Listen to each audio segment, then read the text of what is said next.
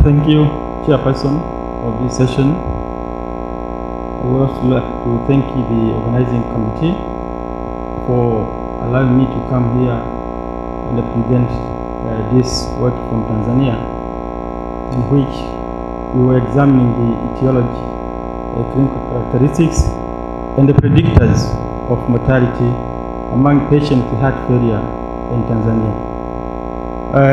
This work that I'm presenting now was done as part of my PhD at Karolinska University in Sweden, in collaboration with the team at MUHAS University, as well as Karolinska University. My presentation will highlight on the background and the rationale of this study, but also I'll go into the details of the methods.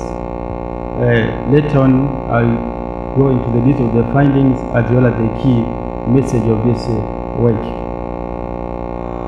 Going back to the background of heart failure in Africa as well as worldwide, we know that in developed countries the prevalence and the incidence of heart failure is around 2 to 3%, and the incidence and 0.5 respectively.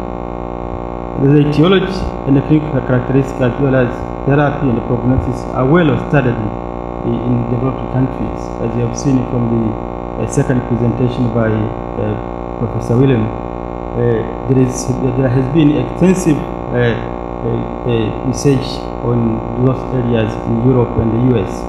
However, we have very limited information in sub-Saharan Africa when it comes to heart failure. For the past 10 to 20 years, as I've said, there have been very limited information on heart failure.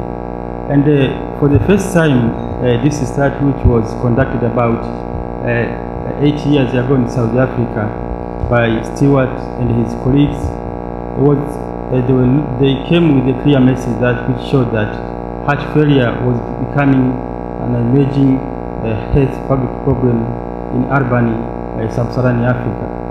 They recruited about 800 patients, and what they found that most of the patients were young, and their hypertension was found to be the commonest cause of heart failure. So this was the first study, very disciplined and well designed, that came up with a clear message that heart failure is really a problem in sub-Saharan Africa. Historically, the main etiology of heart failure in sub-Saharan has been rheumatic heart disease and cardiomyopathy, as we know, whereas hypertension and ischemic heart disease are more important in developed countries, as you've seen from the other presentations. And the predictors of prognosis also are well described in developed countries, but very limited information in sub-Saharan Africa. So, based on that background, we decided to look at the etiology, clinical characteristics, and the prognosis of, as well as predictors of heart failure in Tanzania, which is on the eastern part of Africa. This study was conducted at the National Hospital. This is Muhimbili National Hospital in Dar es Salaam in Tanzania. We have a new cardiac center, which was built about 3 years ago. It's now working with all equipment, including a cath lab. So, based on the design, this was actually a prospective observational study, and we included the patients who were 18 years and above. And heart failure was initially defined by Fleming criteria as a first screening procedure, but later on we did echoes for all patients. The main outcome measure was all-cause mortality. So patients were screened, and they included in the and we included all of patients in the outpatient clinic as well as in the cardiac wards. And we collected about 50 demographic, social, clinical, morbidity, laboratory, EKG, and echo variables. And the patients were followed in the outpatient clinic on a monthly basis, and those who missed their appointment were contacted through mobile phones. And the follow-up in the clinic as well as by phone contact was sought until last year in August. Then we decided to establish the probable causes of heart failure based on the definition which we put down. Actually, this was based on the Heart of Soweto study in South Africa, so it slightly modified the probable, what we call the probable cause of heart failure by consensus of two senior cardiologists as well as a consultant physician. So in the statistical methods, descriptive statistical methods were used to describe the etiologies and the comorbidities. And survival-free from all-cause mortality was analyzed by Kaplan-Meier analysis as well, and compared by Logren tests. Predictors of death from any cause was assessed by univariable as well as multivariable Tachovsky regression. So what did we find? Looking at this flow chart that you can see there, about 421 patients were initially screened, both from the inpatient and outpatient departments. However, majority of these patients were coming from the outpatient, about 70% of them. And after screening, we came up with about 427 patients who were actually included in the follow-up, and about 411 patients completed the follow-up. Only 16 patients were lost to follow-up. And out of these 411 patients, 66 patients died at a median follow-up duration of 7 months. And about these 354 patients were all included in the multivariate analysis. The most thing that we found on the screening stage, if you look at the family criteria, the major and minor criteria, we found that cardiomegaly, that enlargement of the heart, was the commonest criteria that was picked, as followed by paroxysmal nocturnal dyspnea. But if you look at the minor criteria, it was dyspnea on exercise, followed by peripheral edema being the common symptoms which were picked on the screening stage.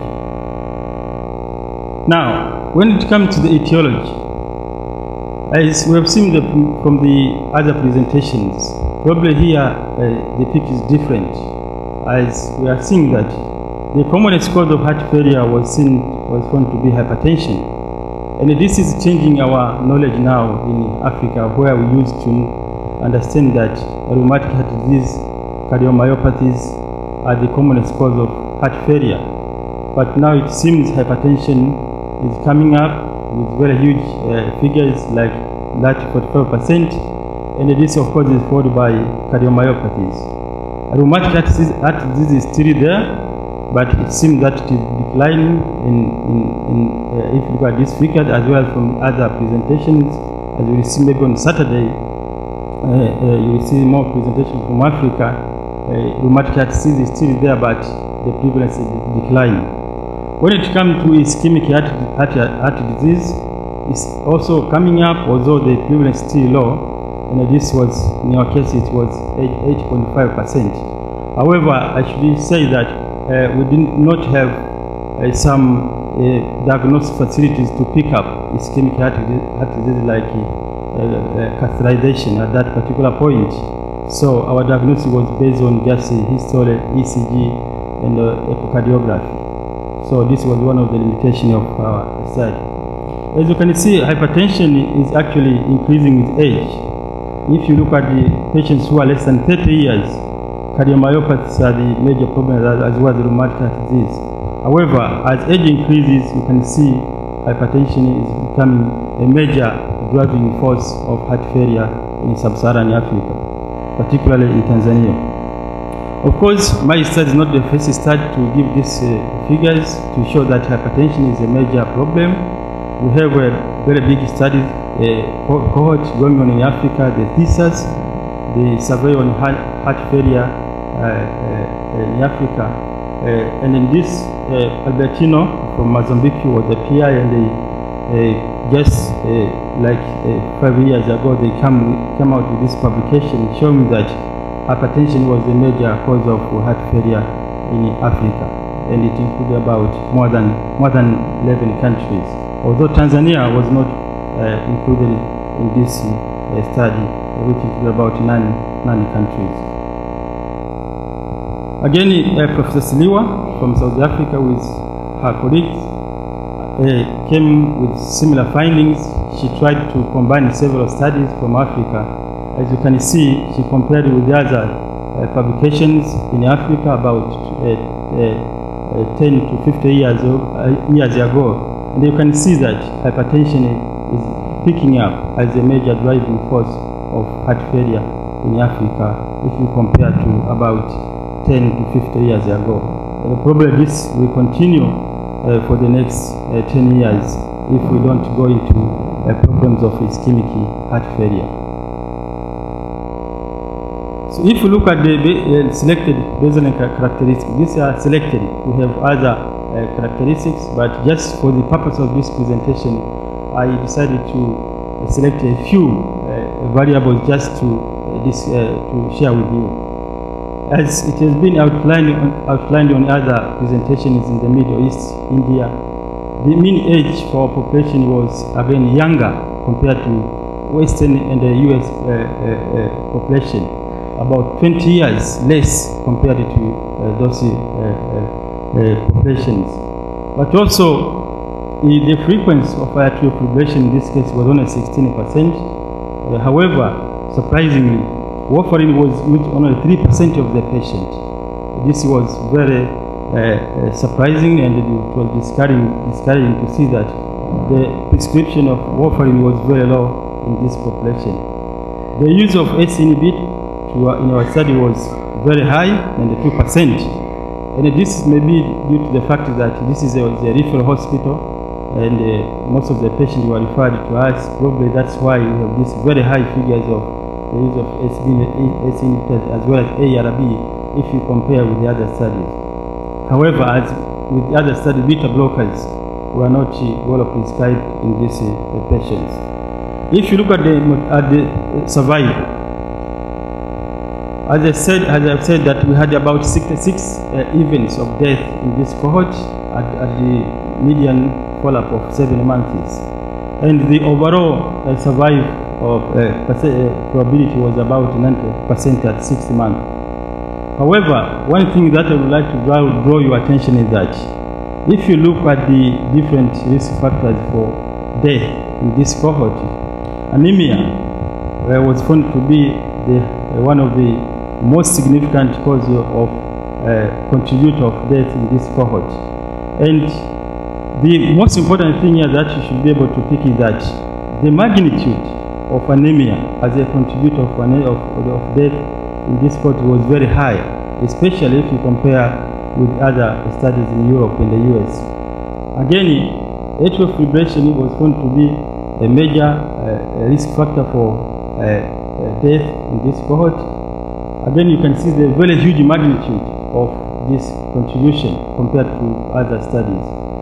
So this requires more investigation why most of our patients are dying because of anemia or atrial fibrillation. Of course, atrial fibrillation can be explained that most of the patients were not on warfarin. But why do we have such big difference in terms of death if you compare this population?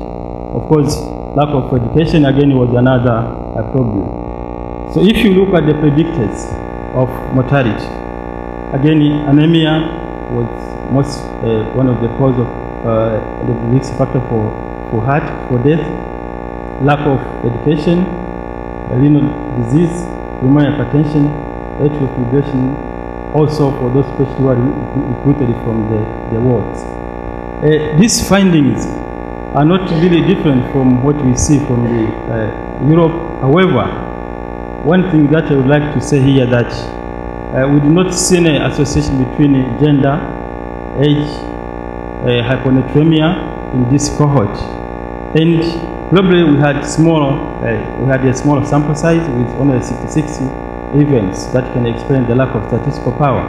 However, in the thesis, probably tomorrow Professor Albertino will try to talk about this one.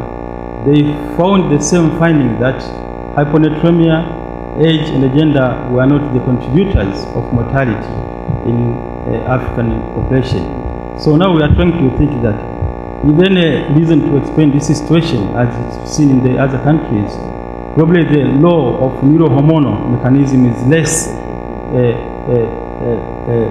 contributing to pathophysiology of heart failure in African population, but this requires more investigation.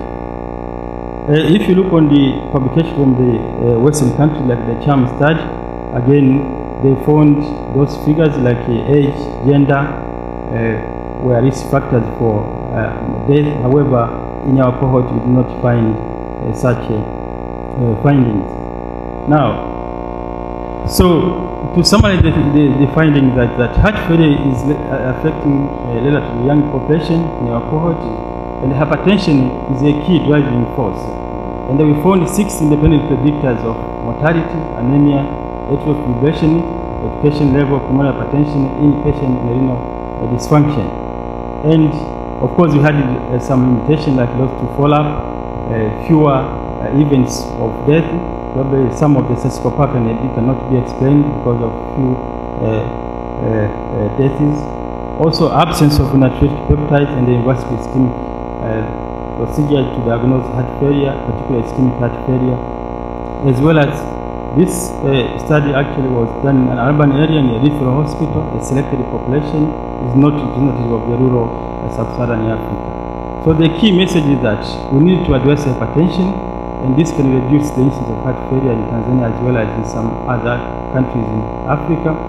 However, there are modifiable risk factors that we may need to intervene, like anemia, atrial fibrillation, education level, that can improve the prognosis of heart failure in Tanzania. And I'd like to thank my team at Muhimbili, Karolinska University, as well as the sponsors of this